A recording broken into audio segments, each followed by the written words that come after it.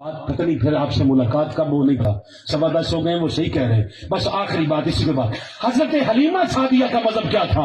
اگر کوئی کہے کہ حلیمہ کافر تھی تو خود کافر ہو جائے گا۔ خدا کا واسطہ ہے، تھوڑا سا زبان کو ہلا لو۔ اگر کوئی کہے حلیمہ کافر تھی تو خود کافر ہو جائے گا۔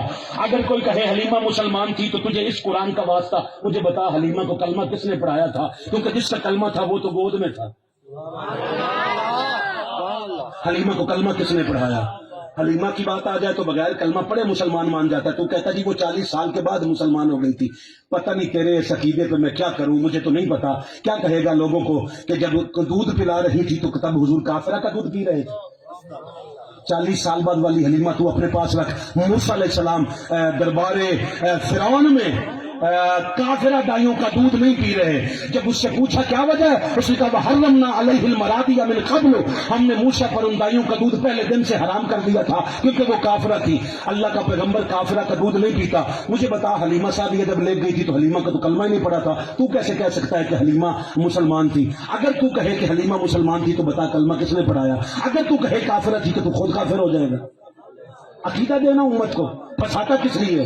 ہم سے پوچھ منہاج القرآن والوں سے کہ اصل معاملہ کیا ہے؟ اصل معاملہ یہ ہے کہ تجھے ایک مسلمان بتایا گیا ہے۔ مسلمان لوگوں دو طرح کے ہیں، ایک وہ مسلمان ہیں جن کو حضور نے آ کے کلمہ پڑھایا ہے۔ حضرت ابوبکر صدیق بعد میں مسلمان ہوئے، تاریخ بتا۔ حضرت عمر بعد میں مسلمان ہوئے، تاریخ بتا۔ حضرت عثمان بعد میں مسلمان ہوئے، تاریخ بتا۔ یہ وہ مسلمان ہیں کہ حضور نے آ کے کیے ہیں، اور کچھ مسلمان وہ ہیں جن کی گودوں میں خود حضور تشریف لائے ہیں۔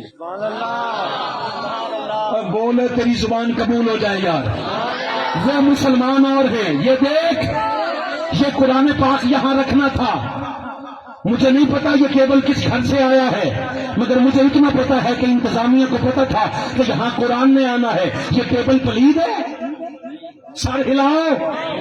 یہ کیبل پاک رکھا ہے، تمہیں اتنا یقین ہے اپنی انتظامیہ پہ، لیکن اس کے باوجود بھی پھر اس کے اوپر یہ رکھا گیا ہے ڈبہ قرآن مجید کا پیکنگ والا۔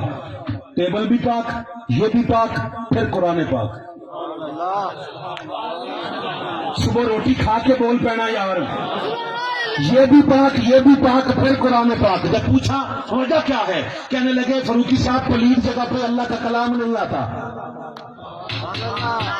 پلید جگہ پہ اللہ کا کلام نہیں آتا تو خدا کے بندے جب پلید جگہ پہ اللہ کا کلام نہیں آتا، پلید گود میں امت کا ایمان کیسے آ جائے؟ اللہ وہ گودیں پہلی پاک کرتا ہے، پھر حضور اس میں آتے ہیں۔ حلیمہ سعدیہ بھی ان مسلمانوں میں ہے جو پہلے سے مسلمان چلے آئے۔ میں حلیمہ سعدیہ کا ماننے والا ہوں اور سب سے بڑا ماننے والا ہوں، مگر حلیمہ ان میں نہیں جن کو کلمہ پڑھا کے وہ کلمہ پڑھ لیں تو کمال در کمال ہے، اور اگر نہ پڑھیں تو وہ مسلمان ہے، کیونکہ وہ دعا ابراہیم کا نتیجہ ہے۔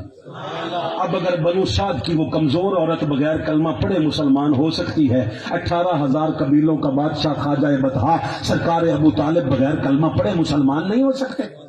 ابھی تک تیرا مولوی دکھتا تک کہنا ہے کہ حضور نے کیا آیا۔ میں بشارت صاحب کے کان میں یہاں بیٹھ کے بات کرتا ہوں، ایمانداری سے بتاؤ جو بات کہیں کان میں گئی ہے وہ تمہیں کیسے پتا چل گئی کہ کلمے کا کہا تھا؟ کچھ خیال کرو، یہ ہاتھ جڑے ہوئے دیکھو، امت کو ان مسائل سے نکالو۔ اگر حضور کا خاندان، آپ کہیں جی آپ سارے خاندان کی بات کرتے تو ابو لہب کیسے کافر ہو گیا؟ ابو لہب بت پرستی کی وجہ سے کافر نہیں ہوا، مصطفیٰ کی دشمنی کی وجہ سے ہوا۔ اگر مصطفیٰ کا دشمن نہ ہوتا تو یہ بھی مسلمان ہوتا، حضور کی دشمنی لے۔ اب اگر دیکھ، ابو طالب میں اگر مصطفیٰ کی دشمنی ہے تو بھلے مان کافر، اگر ساری زندگی وہ بستر بدل بدل کر مصطفیٰ کی حفاظت کر رہا ہے تو پھر سوچنا ہم جیسے 1 کروڑ مسلمان بھی ہوں تو نالین ابی طالب پہ ہم قربان کر دیں۔ جس کو در علی سے عقیدہ نہیں ملا، ملا ملا اسے مگر مولا نہیں ملا۔ کافر وہ کہہ رہے ہیں حیدر کے باپ کو، خود جن کو اپنے باپ کا شجرہ نہیں ملا۔ فقیرانہ آئے صدا کر چلے، سدا خوش رہے دعا کر چلے۔ العظمت اللہ والسلام علیکم ورحمۃ اللہ۔